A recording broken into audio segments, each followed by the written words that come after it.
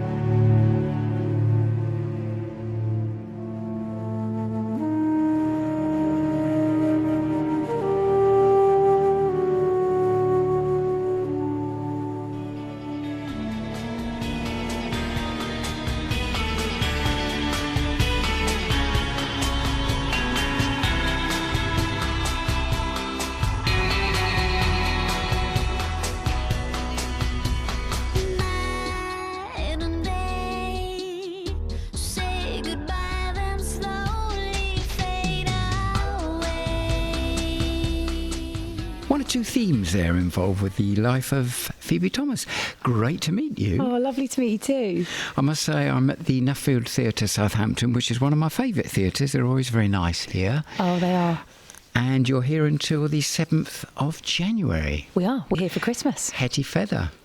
And in this production, you are Hetty Feather. Of course, I am Hetty Feather again. I had a great privilege a couple of years ago of meeting Jacqueline. She was at Chichester, I think, and I did about half an hour interview with her. She's a lovely, lovely woman. I want to tell you a story. I came to press night, right, on a Friday night, and I watched you in Hetty Feather. My daughter's in showbiz wardrobe. Right. Next day I went to the Phoenix Theatre, London, and in the afternoon at 4 o'clock I saw The Exorcist. No, really? So I saw Hetty Feather one night in The Exorcist. There you go. When I interviewed Jenny Seagrove, who was one of the stars of it, I told her what I'd seen the previous night, you know. Oh, that's lovely.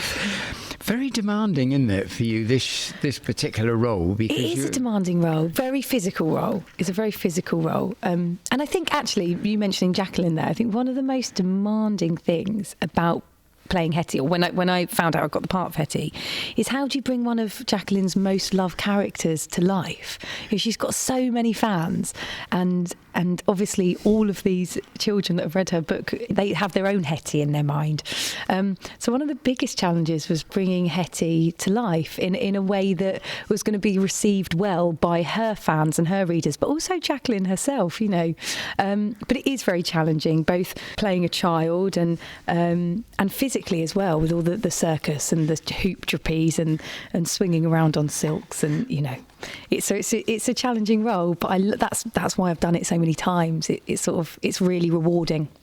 And you manage very successfully to look much younger than you are on stage. Ah, thanks very much. That's a good thing to do, isn't it? Yeah, I think it's funny, isn't it? Sally Cookson, who directed it originally, she often works with adults playing children, and she really hammers home to us as performers that it's not about doing the cliche things that children do. It's not about putting on a high-pitched voice or kind of doing a childish walk. It's essentially getting the characteristics of a child. It's the spirit of a child. And I think that's what we try and capture in Hetty. It's that free-spirited wildness that she has, and that the other children don't have at the Foundling Hospital. But that's essentially what I've done in playing a child. So I'm glad it comes across as me being younger. And I like the high wire as well. That's great. Oh, that was like I said before, that was one of the real appeals to me. You know, apart from the story and the character herself, you know, the idea of having to learn so many circus skills, you know, in the hoop trapeze work and the aerial. It was a real draw for me. I mean, it's a lovely element of the show, and I think the correct thing to, obviously, a big theme within Hetty is her running away and finding the circus, and so for it to be set in the circus on a circus rig is the right thing, because that's a real spectacle, and yeah, I love performing it. Because when you go to watch Barnum, they're all doing tricks, aren't they, before the show, which is fantastic, and some have just learnt the tricks for the show. I think it's good. Of course, you're fit anyway. You're a sort of fitness teacher, gymnast. You run marathons, don't you? Yeah, I do. I run marathons, and I do actually. I sort of personal train and do that, you know, in another life. Yeah, and I used to be the coaching editor at Women's Running magazine. So yeah, I did come to this with an element of fitness, but it's amazing how different sports, you know, my body was used to going in a very linear direction with running marathons, you know, as hard as it is, you're going in one direction. So then to sort of turn to doing very multi-skilled, multi-directional work, you know, there were certainly some injuries along the way, that's for sure. It was quite intensive, our circus boot camp for a week. Gwen Hales didn't let us get away with not planking all day long, or not being able to do 20 chin-ups by the end of the week. But it was certainly intensive, but I think that fitness background did help. Yeah. Phoebe, when you were 8, you did a Flora TV commercial, didn't you? I did. That was my first ever job. Yeah. And that was a complete accident, getting that job. I wasn't meant to be going up for it. My brothers and I, we all sort of went to a little drama thing on a Saturday, and they both got asked to go up for this commercial, and I was off school. No, I wasn't off school. It was Easter holidays, I think. So my mum was there with me, and they came out and said, "Oh, we're actually looking for a whole family, so why don't you bring her in?" And so I went in with my brothers, and then we all got the job. So it was all very accidental. My first ever job, but yeah, it was a Flora Margarine commercial. Was it an ambition to be on the stage or not really? I knew from a young age, I was, you know, it wasn't something I was pushed into in any way at all. My parents just sort of realised that me, and particularly my older brother, I think they just knew that going to some drama classes and dance classes were going to be something we enjoyed, and they were right, because yeah, from a very young age, as soon as I entered into that world, and I went to, you know, drama school on a Saturday, and we were putting on shows, and then when I started, performing and doing little jobs like the Flora Margarine commercial, and then I sort of did a show in town and a few little BBC programmes, I just realised very quickly it's what I wanted to do. It wasn't ever about the glitz and glamour and fame. It's just a desire within me to act, to perform, to sort of recreate emotion. It was a funny thing. I knew that's what I wanted to do, and was lucky enough to carry on doing it. How did you get into teachers? That was an early role for you, wasn't it? That was an early role. I'd just gone to a different agency, I think, as a teenager, and I was doing A-levels at the time, or I was in my first year of A-levels, and I got an audition for teachers, got the part, and that was sort of 4 or 5 months away filming in Bristol. So I kind of begged my head of sixth form to let me continue being in sixth form, but also go away and film. And I said I'd, get the work done, which I sort of did, albeit at the last minute, but I did. And yeah, I went and filmed that, and made some fantastic friends on Teachers. I think Teachers was probably the beginning of my career as a young adult. Yeah, that was my first role that really kicked off working from the age of 17, because I didn't actually end up going to drama school for 3 years. I was lucky enough after Teachers, the ball just carried on rolling, and I got offered sort of different work, and I finished my A-levels and then went straight into a year on a soap, which quite frankly ended up doing terribly. But for me, it was an amazing training ground with the ITV. So I sort of ended up skipping going to drama school, but Teachers definitely was a kickstarter for my adult career, and yeah, I made brilliant friends on that. Cara Toynton, we met on that, and we've been best mates ever since. So fond memories. About 30 years ago, I met a real favourite actress of mine here at the Nuffield. Yeah. A girl called Cathy Tyson, right? Oh yes. And she was in Night and Day. She was. Yeah, you were in that, of the course, soap of which I speak. Yeah. It was funny. Night and Day. It's set out to be such a brilliant thing, but it kind of, it was a funny old series. But aside from what happened to that soap as a whole, I mean, we filmed something ridiculous like 240 episodes in 12 months. I mean, it really was like, it was single camera but on 3 units, and if we looked as if we were going to finish 10 minutes early, the producers were down on set with 2 extra scenes we could film. But Cathy was a joy to work with. Yeah, my character was in the halfway house, and Cathy was the one who looked after us in that halfway house. I can't remember her character's name in it, but she was lovely, joy to work with. When you watched it, it was photographed differently, wasn't it? It was odd to watch. It was odd to watch, but it was actually slightly ahead of its time, and after that, I mean, I guess it was quite Twin Peaks. After that, quite a few other kind of soaps started to do what Night and Day did, which was basically put a lot of tricks on in post-production and make it look, as you say, it's kind of slightly odd, almost quite filmic at times. It was funny. I think it had such potential, but there were just some fundamentals that meant it didn't go on to that next stage that it could have done. But it certainly looked fantastic. I think Kylie Minogue did the theme tune for that, didn't she? She did. You did Inspector Lindley and Family Affairs, The Bill, Judge John Deed. You did quite a lot of big series after that, didn't you? Yeah, I did. I feel a bit like I sort of climbed up the BBC, really. I started off doing episodes of things and smaller roles, and then bigger roles in episodes of things in bigger series, and sort of that led on to getting more regular work with the BBC.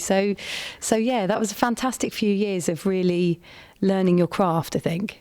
Now, in this current production, Hetty Feather, there's a song which you actually sing on stage. The company is called Jackie Jackie, isn't it? Yes. Well, so the musicians sing Jackie Jackie before the show starts. There's a lovely little warm up with the musicians, and Jackie Jackie was written because while we were first performing Hetty Feather, Jacqueline Wilson wrote her 100th book. So I think we just decided, along with Emma Reeves, the writer for Hetty Feather, the stage adaptation, that a song should be written in Jacqueline's honour. So Jackie Jackie came to life, and it mentions lots of her books and lots of her characters, and yeah, what a great woman she is. We call her J-Dubs. We call her J-Dubs in this. Shall we play it? Yeah, go on, why not?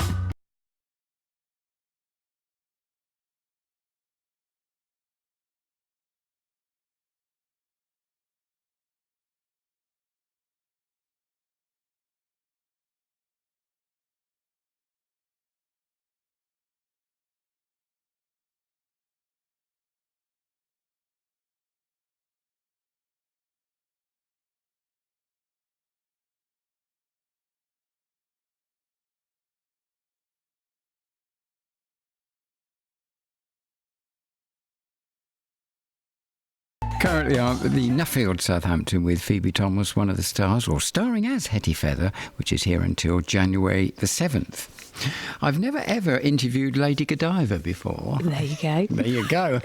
That was an independent film, wasn't it? It was an independent film. That was an independent film which Vicky Jewson, she was only 21 at the time, raised the money to film and to make, and fair play to her. I mean, she really did manage to make a feature film at a very young age. Yeah, I was playing Lady Godiva, but it was more of a modern day version of it. So sort of a parallel story. Absolutely, yeah. There's a parallel story. So you get a hint of the at the beginning of the film. I think you got a hint of the actual original period Lady Godiva, and then it switches to a modern day story. And essentially, it was a sort of a bit of a rom-com, really. God, that feels like years ago now, because it was years ago. Because I need to remind myself that I am no longer the age of Hetty Feather. I think you filmed your Miss Thomas, you filmed your nude scene in Oxford, wasn't it? It was in Oxford. Yeah. So two nude scenes in that. Yeah, nicely of them. They asked me to do it twice. Once was in Carcassonne in France, where we were filming the period section, and that was absolutely freezing. November. Riding side saddle naked on cobbled streets, having had very little horse riding experience. So that was interesting. But in Oxford, but this is what Vicky Jewson was like. She sort of seized her opportunity. So I don't think she'd actually got permission to film there. So we said, right, we're going to have to do it. Very early, very early in the morning, about 4 in the morning, half 4 in the morning, and as soon as the sun comes up, and it became a bit of a mission actually for us all. So it was kind of we named it. I can't remember what we named the mission, but the mission definitely had a name. And I was there, shocking the bus drivers of Oxford. Riding side saddle naked. But it was certainly exhilarating, shall we say? Phoebe, is it true that the morning you had the audition for Holby City, the guy that was doing it saw a picture of you in a newspaper as Lady Godiva? Is that a true story? He did. He did. Tony McHale, who was the exec on for Holby City at the time, executive producer. I came off a night shoot from Lady Godiva, drove to London for the audition for Holby, and when I walked in, he said, "Saw a picture of you." on the bus or the train this morning of you on a horse, and he said, I thought to myself, I'm auditioning her today. I said, oh, here I am. And he said, well, if you get this part, maybe you should arrive to the hospital on horseback. I said, I'm more than happy to do that, Tony, if you want me to. And I was lucky enough to then get that part, so maybe it went in my favour, I don't know. That was the start of Maria Kendall, wasn't it? It was. But you had been very early on in your career, you'd had a small part in it, hadn't you? Yeah, I had. When I'd done I think it had been about sort of 5-6 years before, I'd done a guest role for an episode. Was it Chloe? I think it was. Do you know, funnily enough, I play a lot of Chloe's. I've done a lot of things where I play Chloe. I think it was. And I can't remember the exact story. I think I might have been a drug addict or something in it. I was often playing that type of role. I don't know what people were trying to tell me. But I did. And that often happens in Holby. I mean, even in the 4 years that I was there, when I was playing, Maria Kendall, you used to have guest artists coming back who had done an episode 4 years ago, and then they were coming back playing a different part in a different. So that I think that often happens. But that was a fantastic job. I loved it. Initially, your character was sort of naive, a bit inexperienced, gossiper, weren't you? Really? Yeah, I was. I was the new student nurse, and I was bumping into things, dropping things, getting things wrong, making faux pas, saying the wrong thing. It was a lovely part to play, actually. A little bit of comedy in there, and then I ended up kind of teaming up slightly with Jay Jacobs, who played Donna Jackson, and we became a little bit of a double act. And I think there was a bit of a natural rapport between us, and I think the writers quite enjoyed it. So we ended up, becoming a little bit of a double act. Because sometimes when you go into a soap, if they sort of sum you up as just the character they want during the film, they extend the storylines, don't they? Yeah, it's funny. I think when you're regular on something, it has to be very character driven. If it's just storyline driven for you, then I think the writers run out. I think you have to have some you do. Your character has to have some strong characteristics for them to know they're always working with. And then they'll always find storylines for you. Your backstory, you were actually born the day before the hurricane, your character. Yes. Amazing, that. Yeah, I know, that was. Yeah, well done. That's a good bit of information. And there was a big storyline, was the stabbing, wasn't it? That was one of your major storylines, really, wasn't it? It was the stabbing, and then the other one for me was the... how did I get... Oh, God, this is awful, isn't it? I ended up paralysed in Holby City. Yeah. And that was... How did you that were happen? run over by a car. That was it. I was run over by a car. Well done. Yeah. I remember that was a big storyline, and really testing. Of course, it was a testing storyline, that. But I remember there was this kind of a few episodes after that where Maria obviously had to rehab, which I had to have. I think, if I remember correctly, I had to have an operation, didn't I? That could be life or death, and then I ended up rehabbing, and artistic license. We've kind of two episodes after I'd rehabbed, I was suddenly walking really well again. But I mean, They're allowed to do that, the writers. So, before we leave, Holby, where are you supposed to be now then? Because you're not in it anymore. No, I'm not. I think I was either a volunteer nurse or a nurse in Africa, I think was the storyline. If I remember, Jay, who played Donna, we both went up for the same job as sister. Right. And I think I got it. Right. But at the time, Donna had a child she was looking after, and she needed the job way more than Maria did. And kind Maria Kendall, she was very kind-hearted. She sort of gave the job away and then left and went to Africa to be a volunteer nurse. Did you have to watch an operation? Was that a fact? Yeah. They I often, when I say this, I say they make you go. They don't make you. They ask you to go and shadow a nurse for a day, which is a great thing to do. I think in any job. I mean, even with Hetty Feather, I certainly was paying more attention to my nephew and at the time and his sort of characteristics. So I went and shadowed a nurse for a day in a hospital, and also they say, would you like to go and watch an actual operation? Not that I was playing a surgeon or anything in Holby, but it certainly gets you into the mind of working in a hospital and what these people are dealing with on a daily basis. And the interesting thing actually is how nonchalant they are about it. That was the amazing thing. I went in and watched open heart surgery, and it was quite phenomenal to see this moving organ being worked on. And I remember the surgeon at the time saying to me, "I'll take you in after they've sawn through the chest, because that's it." And I said, no, I want to see that part. So I went in to watch that. I sort of think he was implying I was going to faint, and I, being me, was not going to have any of that. I'm not the sort of young woman who's going to faint, if that's what you're implying. So take me in there to watch the most horrible bit.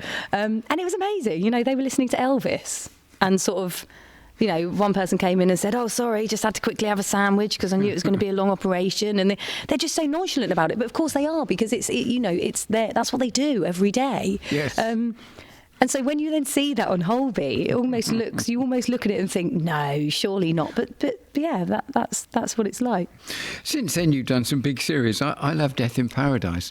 And of course, that's quite nice because you fly off somewhere glamorous, don't you? I'm not going to lie about it. I had a very small role in that, but the fact that it was filmed within the Caribbean was a big draw when they phoned up and said, "Will you come and do this episode of Death in Paradise?" It's a very small role, but I said yes. Essentially, we did get a sort of 2 or 3 week holiday out there.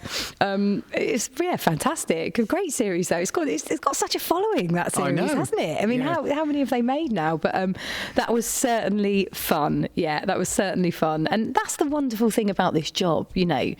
Wherever you're based as your home, you can sort of guarantee that you're not going to be there for much of the year, because things are just filmed in different places. You're touring with theatre, and it's a fantastic thing. You're seeing parts of the world that you may never have seen, may never have been able to afford to go on holiday to, or to, and yeah, I feel quite lucky that this job has allowed me to experience different parts of the world, different parts of this country, lots of different cities. Touring's brilliant for that. I mean, we're here at the Nuffield for the solid run this time, aside from doing a week in Bath at the end.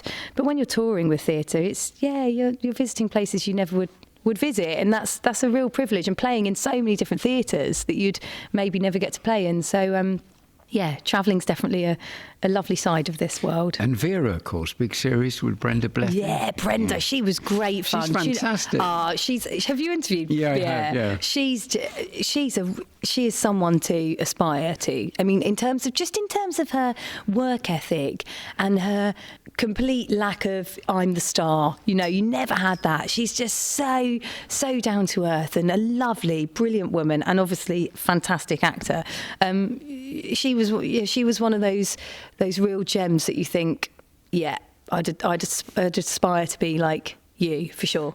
When I met her, I had 10 minutes, and after 10 minutes somebody said that, and she said, no, I'm enjoying this. And I knew what music she liked from the old days, and she said, "Disappear, we're going to carry on," and I got about half an hour in the end. Doesn't surprise me at all. No. It does not surprise me at all. She's a lovely, lovely woman, and with something like Vera, obviously she'd been on it for, I don't know how, I think it was about the 3rd series, was it, that I did? I can't remember, but you just saw the rapport that she had with the crew, and that's That's a wonderful thing because, unfortunately, sometimes you work with people who kind of come in to do their thing and then leave again, and they're not necessarily making friends with everyone on set. But Brenda she had such a rapport with everyone, and she's a lovely woman to work with. I love The Coroner because I used to record that because it's daytime TV and then watch it later at night. That was a good series. Coroner was great. That was a director who I'd worked with quite a few times on Holby, because obviously, on something like Holby, you're kind of, the directors come round every few blocks. You kind of get to work with lots of directors many times over. He called me in and sort of got me in for The Coroner, and that was great. That was... I enjoyed having to do a West Country accent. That's where my other half is from Devon. The other half who's in Hetty, who wrote Jackie. Yeah. I had to do a West Country accent for that, so he was sort of giving me a few pointers here and there. I loved doing that. It was a lovely little series. What I liked about it was very heightened. The characters were very heightened for a daytime series, but it totally worked, yeah. What I like about this show is that the two guys come on and entertain before the show starts, which is terrific. They get everybody worked up, which is nice. And then in the show, when they're actually backing the show... they do some fantastic work, They really do. There are two of them playing so many instruments back there. And Benji Bauer, who wrote most of the music along with Seamus Carey and Luke Potter, they've written some beautiful stuff. And they just really push themselves. Yeah, you've got Luke Potter's he's on drums and guitar and many other things all at the same time, and then you've got Seamus on bass and accordion and percussion, and there's that music corner is very exciting, but so many different instruments that are being played just by two people. But what Benji does beautifully with his work with Sally, they're not musicals. You're not sort of suddenly saying I love you and then going into a love song or a kind of a tap dance. It's not that. They're scored like a film. Their work. Benji scores things like a film, and it's beautiful. I think you sort of don't realise how much the music is supporting the overall emotion of the piece and the storytelling.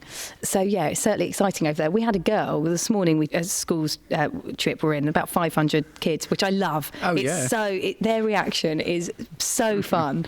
But we had a girl in the front row. She was staring at the musicians the whole time. She was playing air guitar and air drum throughout the whole show. It was brilliant. Yeah. And of course, you played Hetty in the West End, didn't you? Yeah, we did. Yeah. It was such a funny beginning to this show because it was very unassuming. We weren't entirely sure what scale it was going to be done on. We weren't quite sure of what the producers were hoping for with Hetty. So we all kind of came into it with quite a relaxed attitude, really. And as an ensemble. And I think with ensemble theatre, because Sally Cookson's work, she doesn't really start with a script. And when you're devising the work with her and for her, so you're improvising the scenes, the musicians are improvising the music, Emma Reeves is in the room writing the scenes as you're improvising them, you start to realise whether or not this ensemble really clicks. And the magical thing about Hetty was, as an ensemble, we did. We were a bunch of doers, as opposed to kind of sometimes you can get people in rehearsal room that are kind of blocking ideas, and we didn't have any of that. We really did click, and out of it came this sort of quite organic piece of theatre that theatre's always hard to make, but we got quite a lot achieved in 4 weeks, and then it opened at the Rose, and we took it off on a tour, and we weren't sure what the reaction was going to be. I mean, obviously Jacqueline Wilson has got her following. We weren't sure what the reaction was going to be, but it ended up sort of doing pretty well, and then all of a sudden it was nominated for an Olivier and transferred to the West End, and we were like, wow, this is so unexpected, but so often those jobs that you put no pressure on and that you haven't got great expectation for, they're the ones that fly. And when I spoke to Sally, the director, she said it's often all about the casting, and if I can get the right group of people in the room, the right ensemble who will devise together successfully, then you can sometimes make some sort of special bits of theatre. And I think it depends upon where each actor is in their life as well. We all came together at just the right time for all of us, and we've sort of become a little family. That's why we keep coming back and doing it. I must say, you're here at the Nuffield until January the 7th, and I've seen it. Love the show. Thank you. As we speak, Phoebe, tonight on television, you're playing Elizabeth Throckmorton. Am I? In 12 Days to Save England, Armada. Is that on tonight It's again? on tonight on BBC 4. I didn't think you might know that. No, I didn't know that. Thought that had already been on. My overriding memories of that. And the funny thing is, before you started, it's up against Holby tonight. Is it up against Holby? Well, there you go. There you go. We all know what we should be watching. My overriding memories of that were doing scenes with a little monkey on my shoulder. And the monkey kept, let's just say, sort of doing his business upon my beautiful dress that I was wearing at the time. Yeah, that was a great little thing to do. Oh, I'll have to look out for that. I haven't seen it yet myself, to be honest. Oh, well, there you go. Phoebe Thomas, thanks for your time. I know you're busy at the minute, and it's been a great thrill to meet you. You too, likewise. And there's some lovely music in the show. Choose a track that you'd like to finish this interview with. Oh, I think I'd probably choose Over the Hills, which is the sort of theme tune. Over the Hills and Far Away. It's the theme tune for the whole show. I'd love to hear that. Were I laid on Greenland shore or in the burning Indian sun, should I never see you more, still we two will be as one, and I will love you all the day. In my heart you will always stay, even if I have to stray over the hills and far away. I will love you all the day. In my heart you will always stay, even if I have to stray over the hills and far away. One of the catchiest songs there from the wonderful show Hetty Feather. My guest today has been Phoebe Thomas. Sometimes when you meet actors, they get lost for words. In Phoebe's case, she's a dream to interview. Bubbly, great personality, and never stops talking. Perfect. Keep looking on the Isle of Wight's radio website, the John Hannam website, for more John Hannam Meets new interviews on podcasts. Bye-bye for now. Isle of Wight Radio.